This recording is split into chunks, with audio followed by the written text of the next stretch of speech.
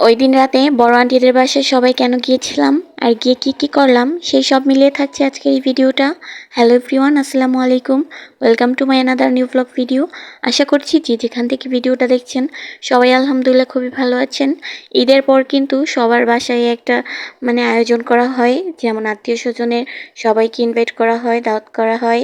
তো এরকমই হচ্ছে ঈদের পর থেকে শুরু হয়েছে আমাদের রিলেটিভসদের সবার আয়োজন। তো ওরা হচ্ছে এক একজনের বাসায় এক এক দিন করে সবাইকে দাওয়াত করছিল, আর আমরা হচ্ছে গিয়ে দাওয়াত খাচ্ছিলাম। তো ওই দিন রাতে হচ্ছে বড় আন্টিদের বাসায় দাওয়াত ছিল। তো আন্টিদের বাসায় হচ্ছে রাত 10টার সময় প্রায় আমরা এসেছিলাম। তখন এসে হচ্ছে রাতের খাবার আন্টিদের বাসায় খাই। সকালে আবার নানা বাড়ি থেকে এসেছি, তো রাত্রে হচ্ছে আবার আন্টিদের বাসায় এসেছি। এর পরের দিন আবার আমাদের বাসায় দাওয়াত সবাইকে, সব মিলিয়ে হচ্ছে খাবার উপরে আছি। এবার মোটা না হয়ে যাব কোথায় বলেন।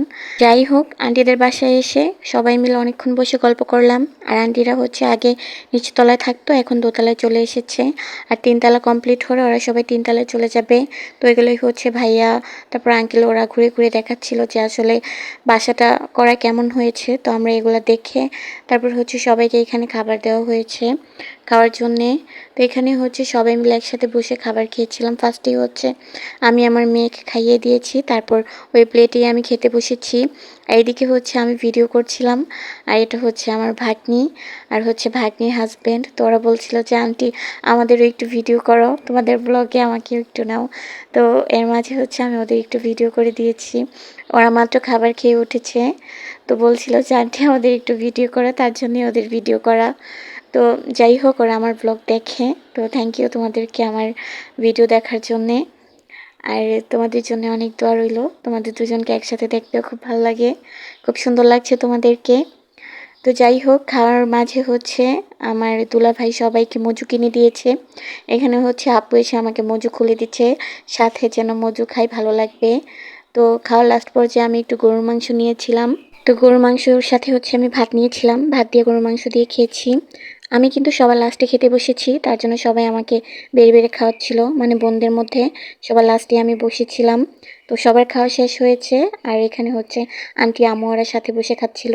তো সবার সাথে একসাথে বসে খাবার খাওয়া শেষ করে এসে আবার কিছুক্ষণ গল্প করছিলাম। এর মাঝে হচ্ছে আন্টি আমাদেরকে মিষ্টি আর হচ্ছে তরমুজ কেটে নিয়ে আসে। তো ফার্স্টে হচ্ছে মিষ্টি নিয়েছিলাম খাওয়ার জন্য, পরে ভাবলাম যে মিষ্টি পরে খাই, আগে তরমুজ খাই, তাহলে তরমুজে যে মিষ্টিটা ওইটা আর মুখে লাগবে না। তো তার জন্য হচ্ছে ফার্স্টে তরমুজ খেয়েছি, তারপর হচ্ছে একটা মিষ্টি খেয়েছিলাম। আসলে হচ্ছে সবাই যখন একসাথে হই, খাওয়া দাওয়া কিছুই না, সবাই যে একসাথে আনন্দ করি এটাই অনেক কিছু, এটা খুবই ভালো লাগে।